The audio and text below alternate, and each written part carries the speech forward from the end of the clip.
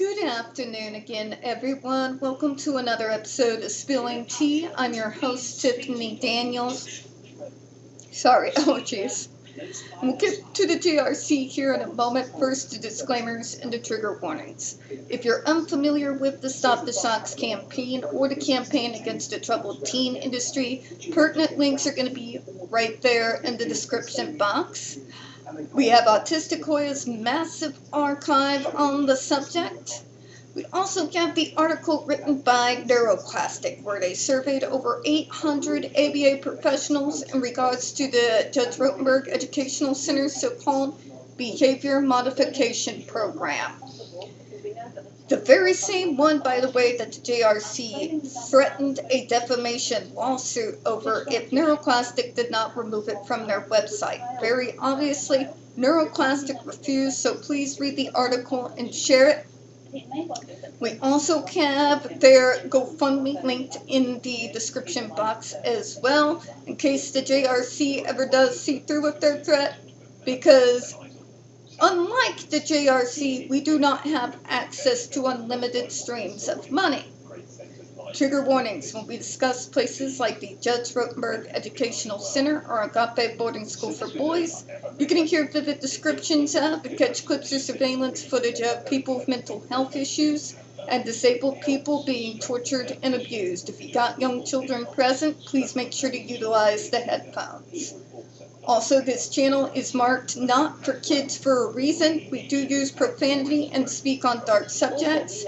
If your child's 16 and younger and they are watching this, very obviously parental supervision is very much advised. Alright, where we left off in the gaslighting and the lies. To recap in the last video, FDA was being told, but you said that it works, and yeah, whole bunch of lies. A lot of lies. First of all, they're saying that the GED provides demonstrable and meaningful, long-lasting results. We explained why that is a lie, because in order for it to be demonstrable, meaningful, and long-lasting results, then you wouldn't have to continue to have to constantly apply it, nor would you feel the need to open the JRC's legal war chest and fight against individuals who want to put them in proper adult services. Okay? Not how it works here.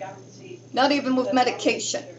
For looking at it logically, reasonably, in regards to stopping behaviors, its influence is extremely temporary. Similar with medication, which is why you have to continue to take it to keep getting the same results. Right?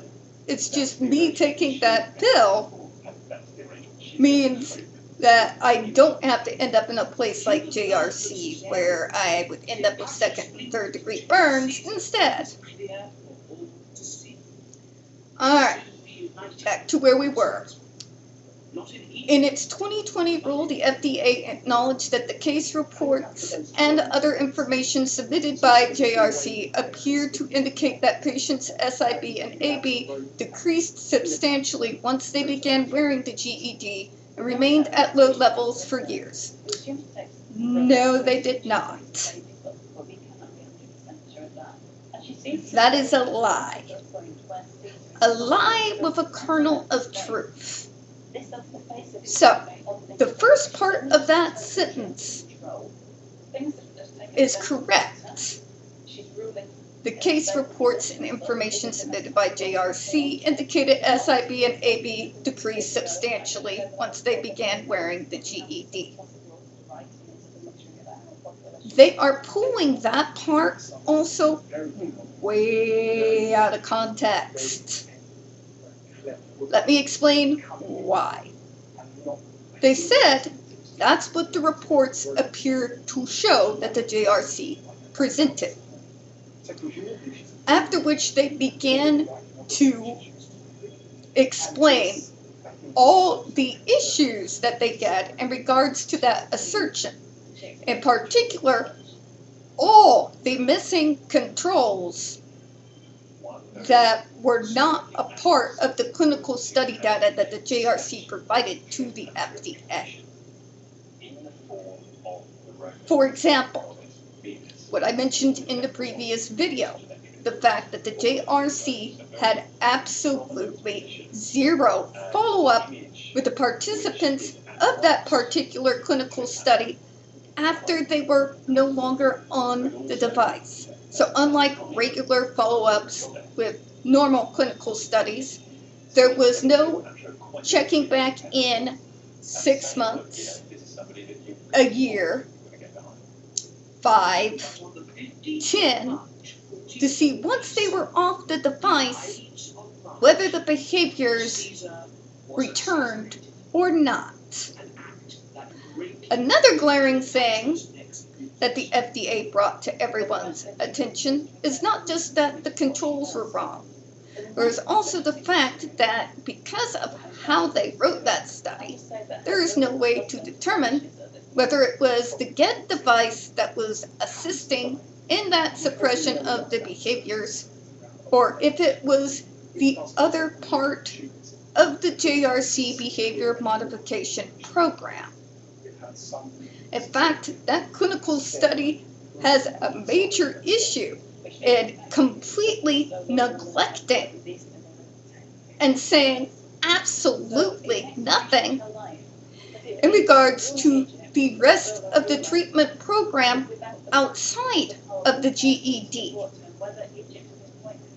So, for those reasons, the FDA determined that they could not conclude that what the JRC reports were the findings are actually accurate or not. That is what they stated. The part that remains a lie is the second part of the sentence. Remained at low levels for years. In particular for those who've been faded off the treatment entirely. They said literally none of that. They actually acknowledged that they could not determine whether those patients could be considered successfully faded off the device because the JRC did absolutely zero follow-up. So, the actual statement that they were saying is that their results made it look a certain way. But we can't really know if those conclusions are accurate or not because there was no proper controls, no explanations in regards to the rest of the overall treatment program the participants were on. We have no way to know if it was the GED or the rest of the program. Literally, that clinical study was not worth the poor trees that had to die in order for that nonsense to be written on it. That is what the FDA said. See, this is one of the JRC's big tactics. They lie if their lips are moving, that's true. But every once in a while, like in that sentence there, they'll put just a kernel of truth in there. Problem is, that kernel of truth is always taken completely and utterly out of context. And then they spice it up with a lie. This one, a demonstrable lie. Because we know that they mentioned the reason why JRC's data, as opposed to the data of the alternative treatment programs, also known as the programs used by literally everyone else in this field, why it couldn't be taken as seriously. Nor can we determine if there is long-lasting, wonderful effects because there is no follow-up. Real science doesn't go in from, we said this is the results, just trust me, bro. Real science and medicine requires that follow-up. If you cannot provide that follow-up, you have not proven whether or not the statement of those who've been faded off the treatment entirely have been successful or not, because JRC provided us absolutely no follow-up data. It's very simple. No follow-up. You cannot justifiably make that claim. Science and medicine cannot rely on just trust me, bro, and never-ending appeals to authority. We don't care about your feelings. We care about what you can prove. You, JRC, again, failed in proving your case. And then you take statements from others completely out of context and try to infer on them things that they never said. Okay? So that entire paragraph was a waste of time of whoever had to copy and paste it.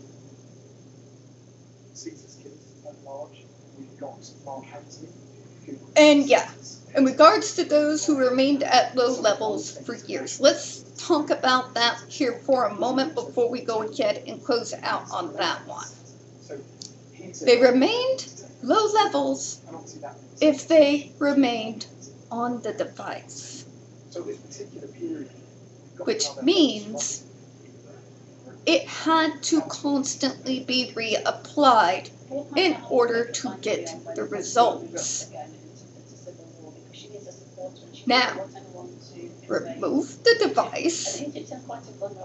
If the behaviors returned, that means there is actually no meaningful, long-lasting results. You have long-lasting trauma, PTSD, and anxiety disorder. If you call that successful, then this may be a situation where you need to be like trading spaces with your patient here. You get what I'm inferring. It sounds like, JRC, you all are the disordered ones. Okay?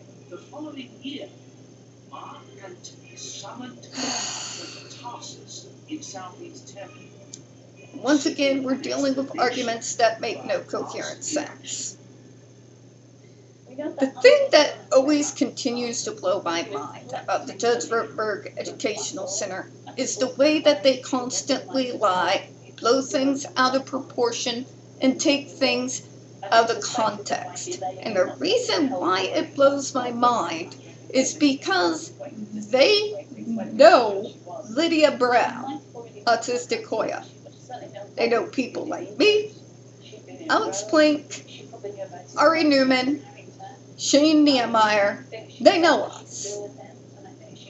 They know we have all of the receipts, all of them, including the full draft of the final rule, the full draft of the proposed rule, the draft of that insane supposed clinical study that they're trying to use to argue that there's long-lasting, meaningful effects when there's not. They know we have all the receipts, and we can easily as just pull out our phones and go to the archive, pull it up, and show the world how full of utter shit they are.